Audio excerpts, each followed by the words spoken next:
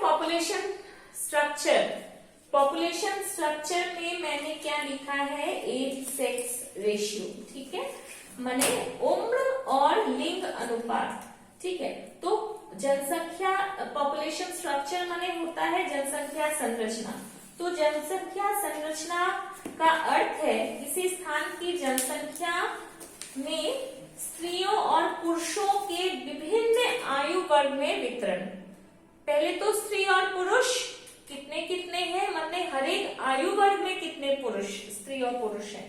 जैसे 0 से लेके 10 साल में कितने स्त्री पुरुष हैं, ठीक है। फिर 10 से 20 साल में कितने स्त्री पुरुष हैं, 20 से 30 साल में कितने हैं, इस तरह से हर एक 10-10 साल के अंतर पे स्त्री पुरुष की संख्या कितनी है। तो ये क्या है, 2 डायमेंशनल है।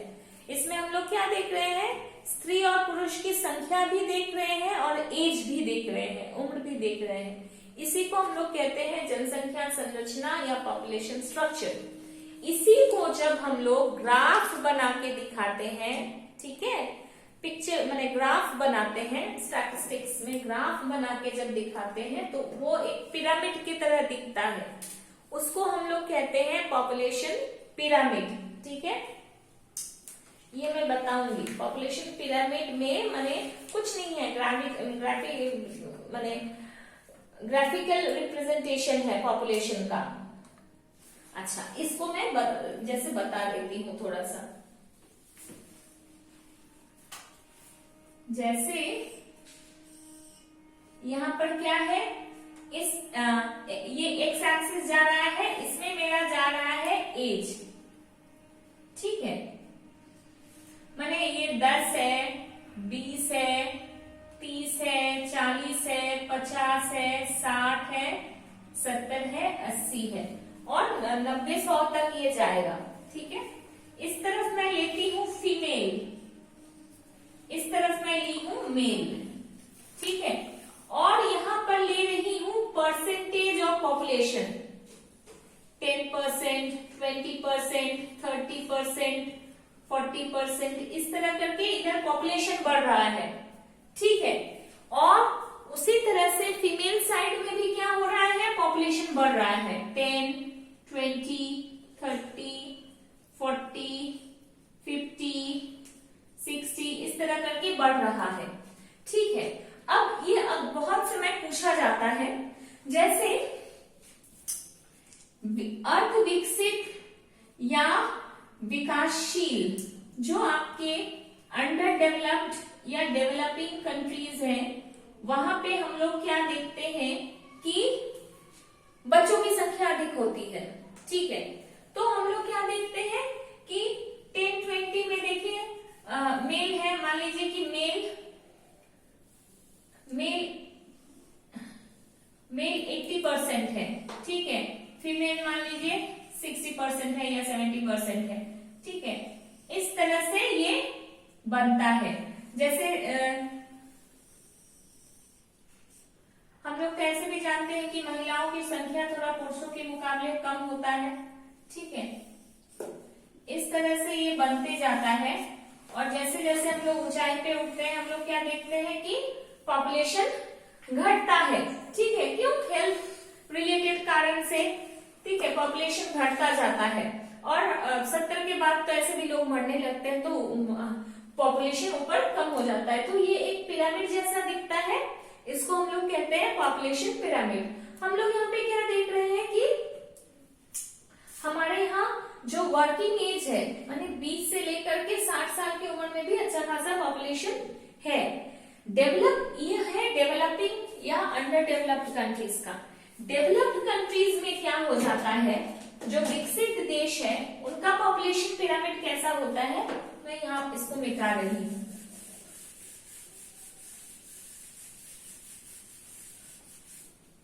जो विकसित देश है वहां पर क्या होता है कि इधर फीमेल है, इधर मेल है, यहाँ पे हमारा एज चल रहा है 0, 10, 20, 30, 40, 50, 60, 70, 80, 90, 100, ये क्या है, ईयर्स है, ईयर्स में है, ठीक है। और इधर मेरा 10, 20, 30, 40, 50, 60, 70, 80, 90, ये क्या है, पॉपुलेशन है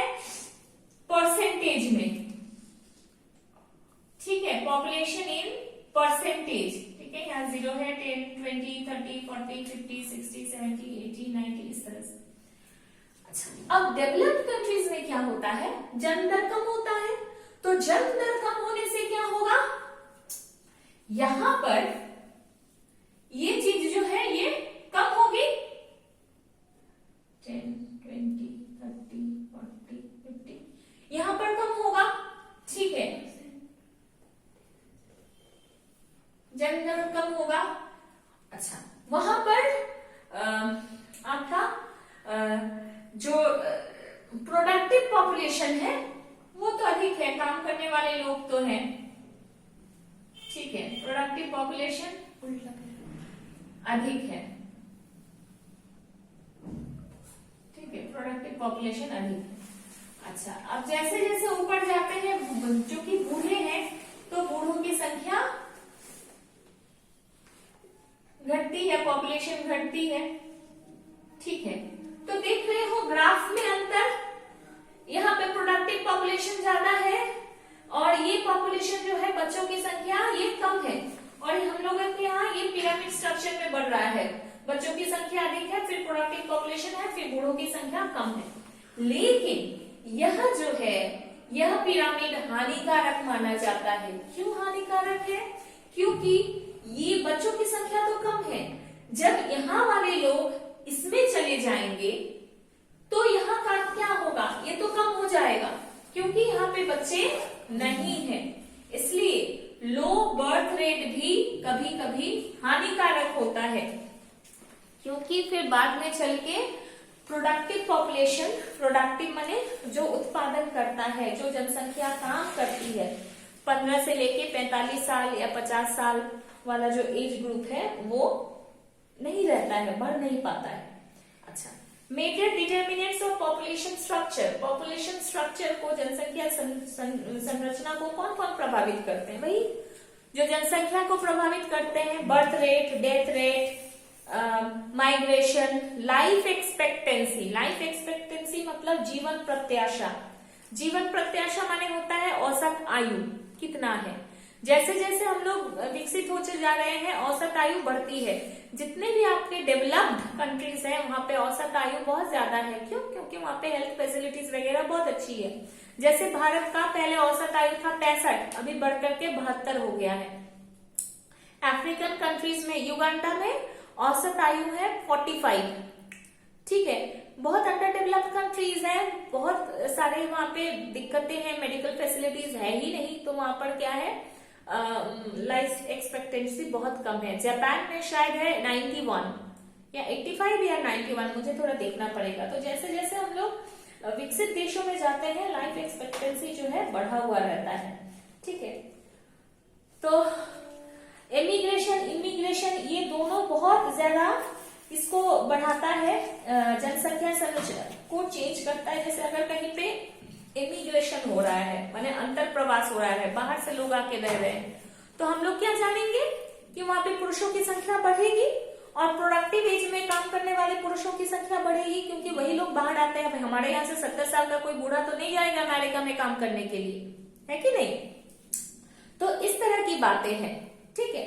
ये सारे टॉपिक्स बहुत आसान हैं, थोड़ा सा आप लोगों को चिंतन करने की जरूरत है। थोड़ा सा बैठ के सोचिएगा, सारी कड़ियां एक से दूसरा रिलेटेड है, आराम से समझ सकते हो।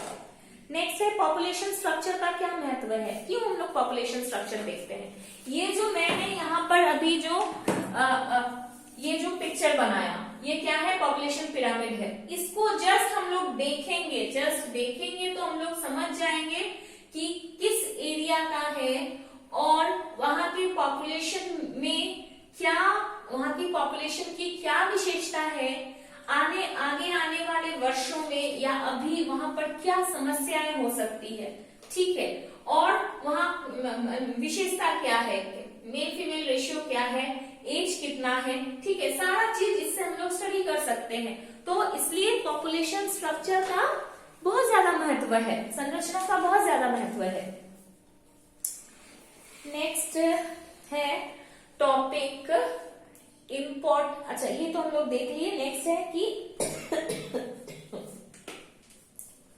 Causes of uneven distribution distribution of population. फिर एक बहुत आसान टॉपिक कि जनसंख्या के असमान वितरण के क्या कारण है। ये आप लोग बिना पढ़े आराम से बोल सकते हो। तो इसको हम लोग दो भाग में बांट सकते हैं, जियोग्राफिकल फैक्टर्स, भौगोलिक या भौतिक कारण, और non geographical factors. Geographical factors में तो रिलीफ आएगा, ठीक है, भूमि कैसी है, भू प्रकृति कैसी है, पहाड़ी है, पर्वत है, समतल है। आप लोग शुरू से पढ़ते आ रहे हो क्या, समतल भूमि पर ज्यादा लोग रहते हैं, पर्वतीय भूमि ऊपर खाबर है तो वहां पे कम लोग रहेंगे, ठीक है। अच्छा, आप लोग अगर कोई हिल स्टेशन गए हैं तो वहां पे देखे हैं कि पहाड़ी पर 2-3 घर है, फिर दूसरी पहाड़ी है उस पर 2-3 घर है, इस तरह से लोग रहते हैं, मतलब पॉपुलेशन बहुत ही ज्यादा अनइवन होता है। फिर ऊंचाई है, ऑल्टीट्यूड। आप लोग ये भी जानते हैं कि ऊंचे, अच्छा माने ऑल्टीट्यूड पर, ऊंचे स्थानों पर लोग कम रहते हैं, मुश्किल है ना पहाड़ चढ़ना, घर बनाना, बिल्डिंग मटेरियल्स ढो ढो के ले जाना ऊंचाई तक, ठीक है। फिर बाजार भी जाना होगा तो अपने घर से नीचे आओ, फिर उतना ऊपर चढ़ो, ठीक है, तो मुश्किल है। और जो समतल भूमि है, जिनकी ऊंचाई कम है, वहां पे बहुत अधिक लोग रहते हैं, ठीक है।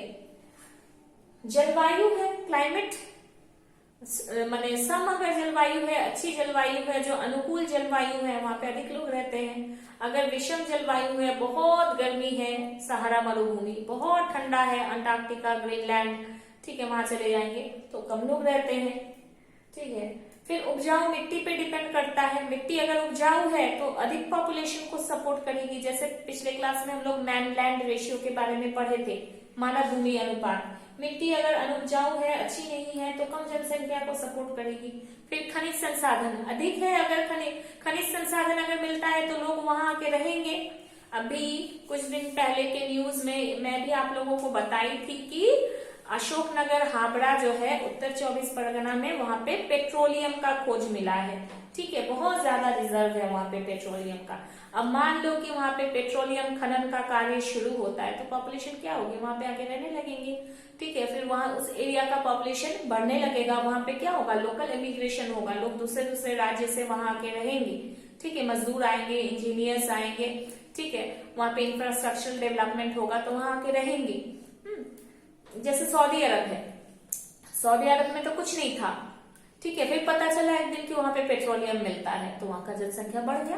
पहले तो वहां का क्लाइमेट के चलते लोग वहां पे रहते ही नहीं थे, बहुत कम लोग रहते थे, ठीक है, कुछ भी नहीं, खेती बाड़ी तो, पानी की दिक्कत है, खेती बाड़ी तो होती ही नहीं है, ठीक है, खजूर वगैरह कुछ होता है, तो इस तरह से। फिर उद्योग धंधे भी जहां होंगे वहां पे क्या होगा, अधिक लोग रहेंगे, क्योंकि उद्योग धंधे में क्या हम काम करते हैं, लेबर्स काम करते हैं, उनका परिवार रहेगा, ये वो करके उद्योग धंधे अगर कहीं रहेंगे तो वहां की जनसंख्या बढ़ेगी।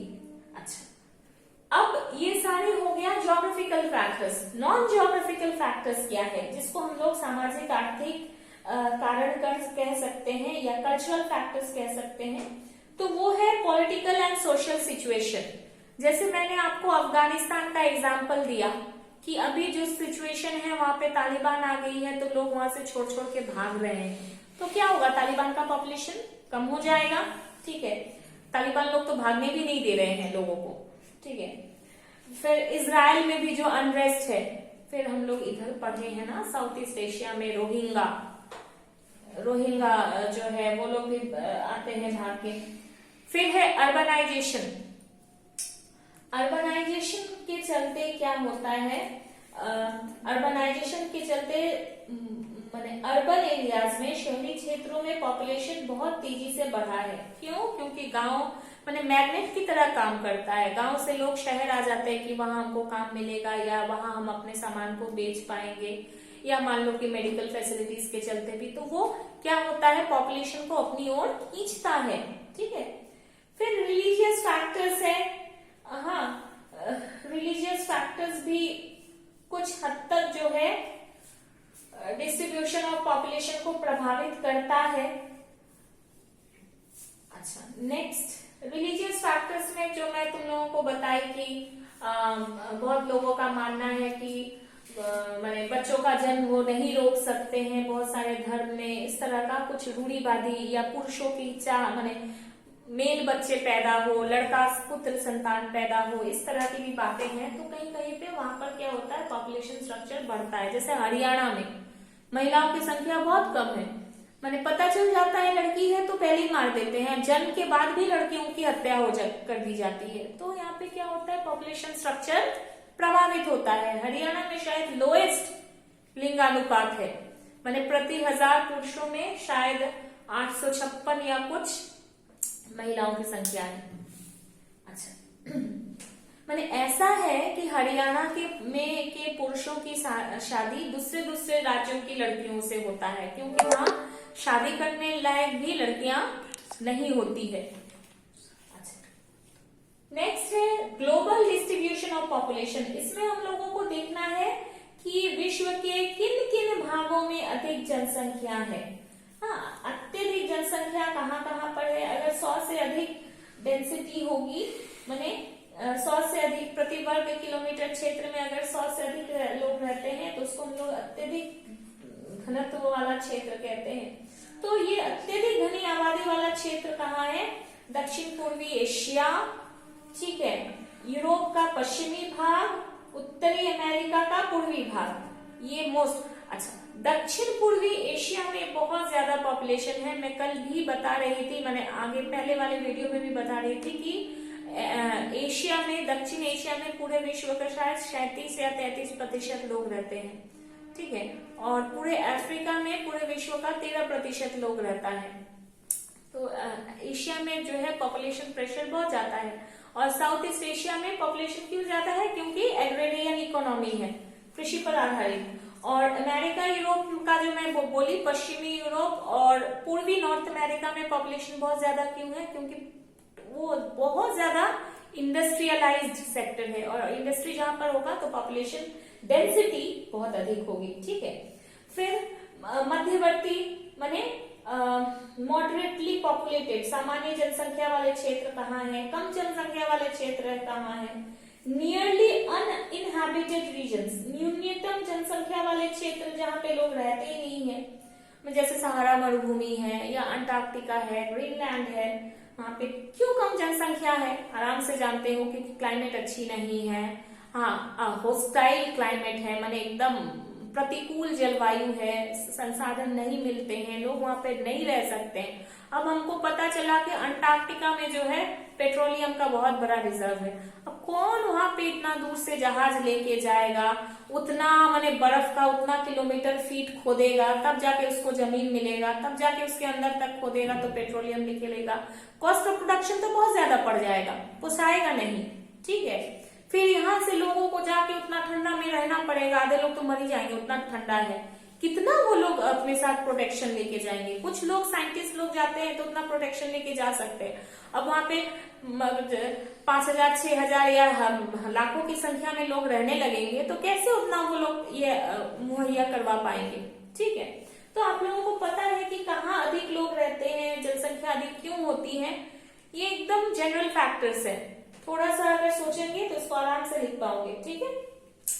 नेक्स्ट क्लास में हम लोग इसके बाद वाला टॉपिक करेंगे, ठीक है। सेटलमेंट बस्ती हम लोग इसके बाद वाले क्लासेस में पढ़ेंगे।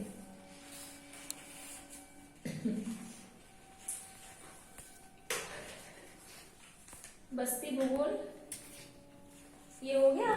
सेटलमेंट से एक ही क्वेश्चन है।